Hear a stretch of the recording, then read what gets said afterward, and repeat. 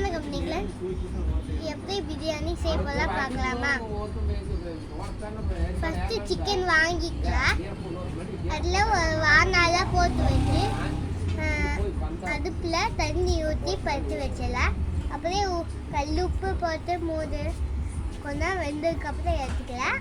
அடுத்தது என்னன்னா, பெரிய வானால அடுப்பு கீழே பறித்து வச்சு எண்ணெய், கடுகு, பிரியாணி தலை, இஞ்சி பேஸ்ட்டு, வெங்காயம், தக்காளி, பச்சை மிளகாய், அப்புறம்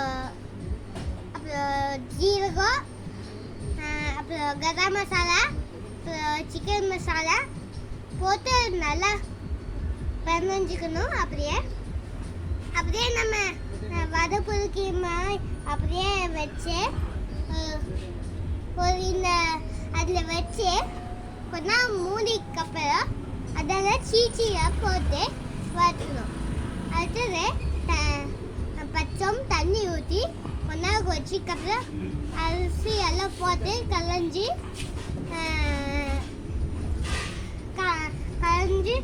கீழே வதச்சிட்டு போட்டு அப்புறம் செஞ்சாங்கன்னா சிக்கன் பிரியாணி ரெடி ஆயிடும்.